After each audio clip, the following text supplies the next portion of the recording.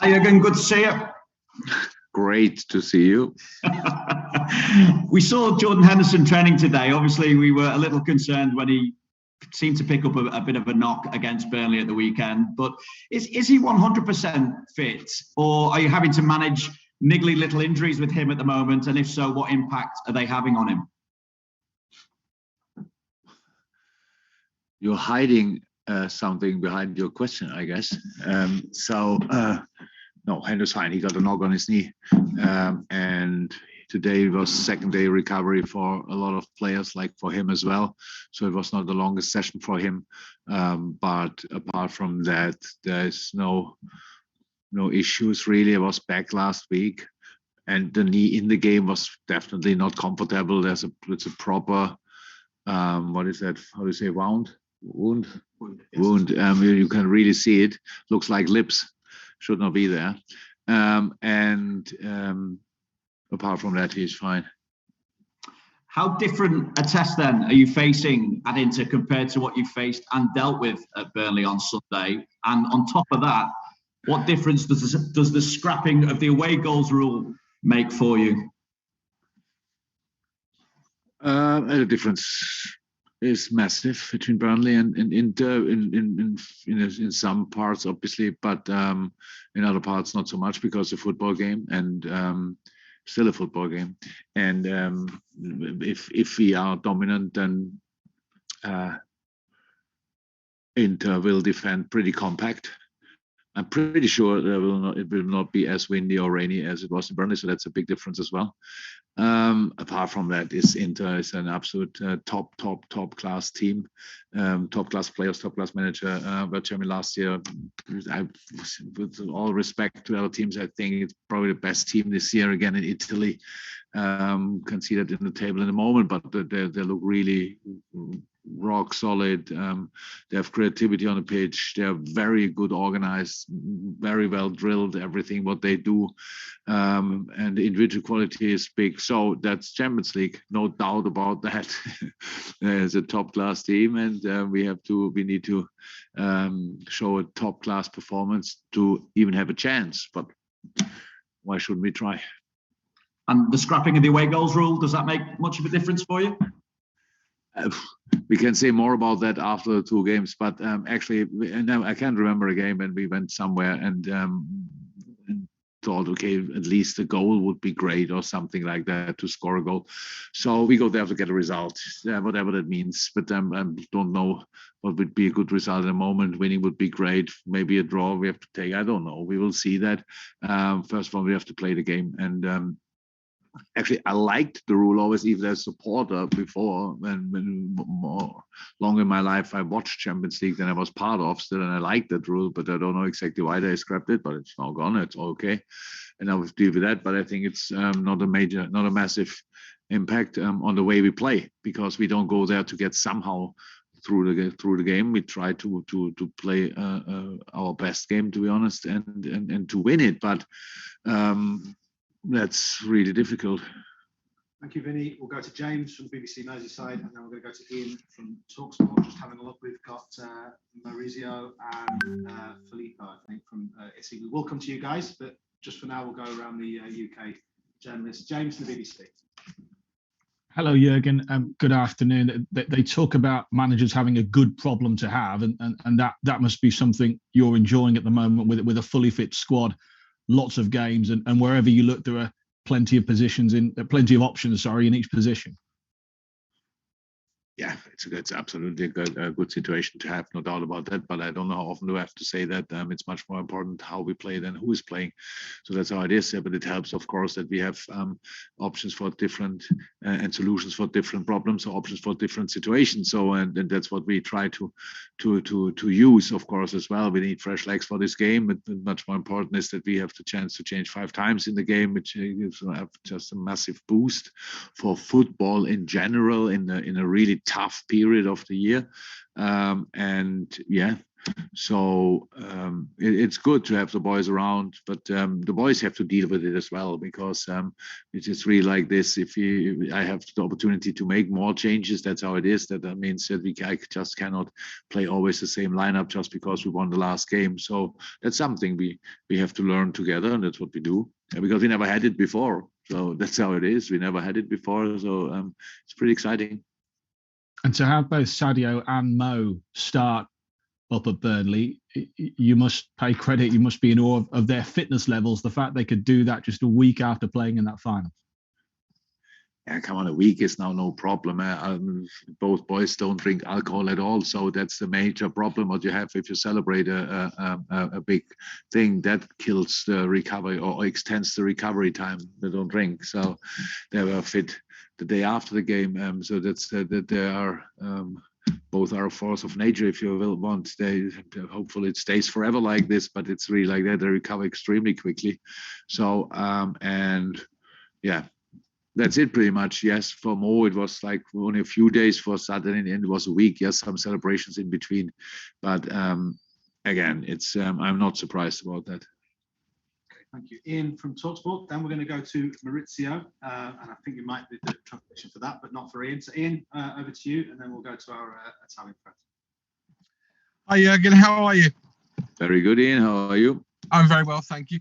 Any advantage that you went through the group winning every single game, including obviously having gone to Milan to beat AC Milan, and any advantage in playing the first leg of this last 16 tie away from home first?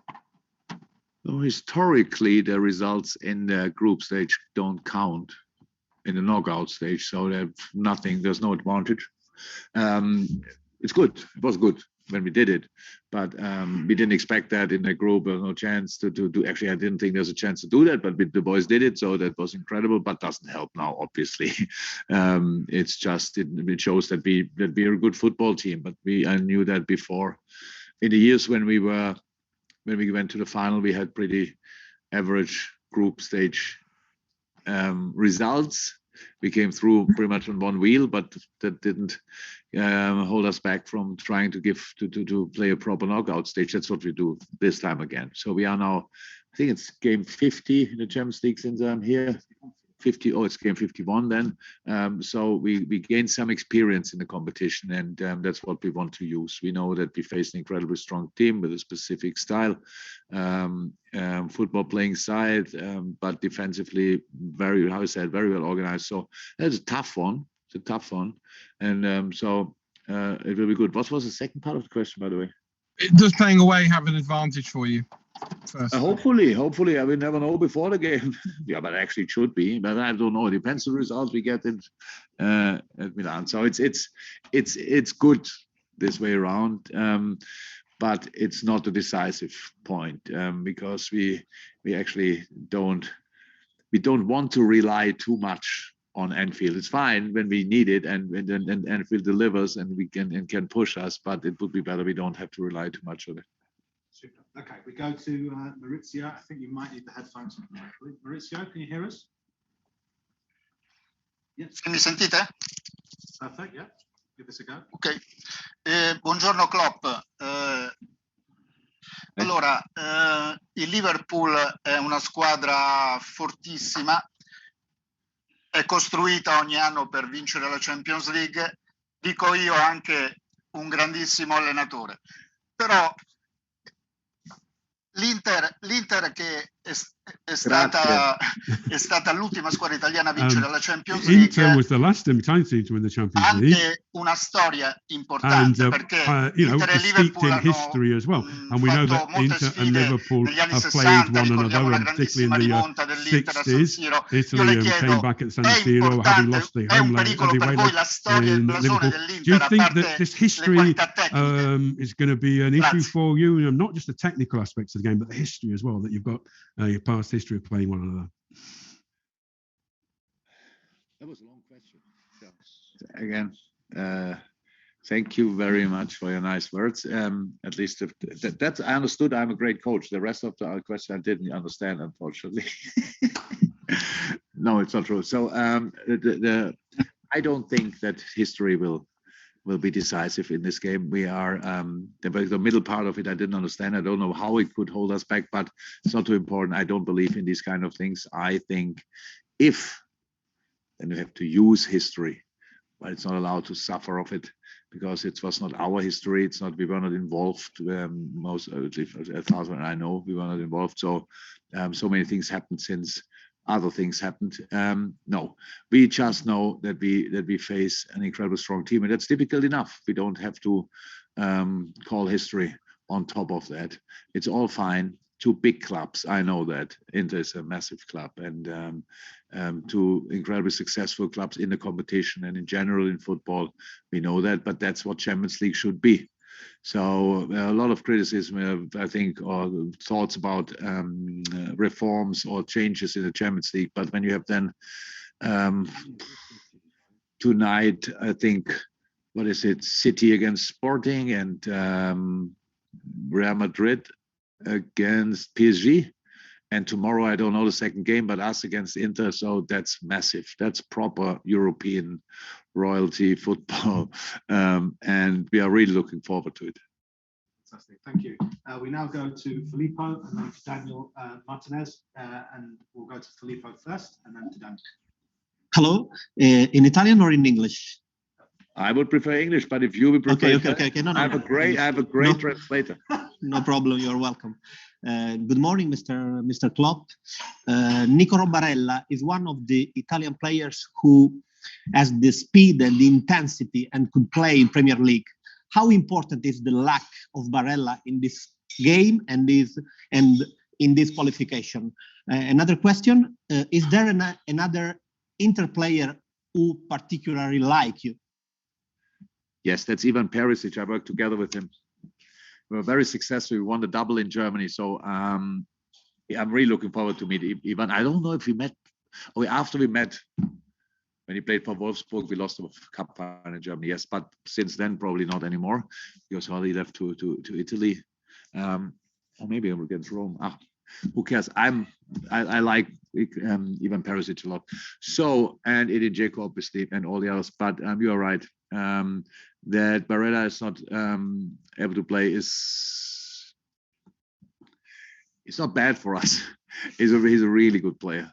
He's a really good player, and I like him a lot. He has all the things you want from a midfield player. He's aggressive. He's technically, he can run for ages and all these kind of things. So that's a top class player. But I'm not 100% sure. But probably a replacement will be Arturo Vidal, maybe. Yeah. So that's experience at its best. He played everywhere and on top level. And I think in these games, Arturo is especially motivated. So I'm not so sure if it's an advantage for us that he will play instead of Barella, but that's not so important.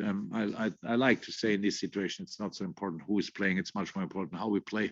I think that it counts for us very much, but it counts for other teams as well. It's what kind of mood can you create in a game? What kind of mentality can you produce? What kind of football can you show? And it depends on the players, obviously, but it depends even more on the team. And so that will be really interesting. So again, it's one of these games. If I wouldn't be there, I would watch definitely. Thank you, Filippo. And then the final question as it stands, those who have their hands up, sorry I couldn't get to you, but a reminder, we do have Trent Alexander-Arnold coming in from the first team. For those of you who stay on, please. But Daniel Martinez, Daniel from ESPN, if you need to turn your mute off. I turned you onto mute, my apologies. There you go, Daniel. Thank you. Good afternoon, Mister. For a few weeks, you have Luis Diaz on the team.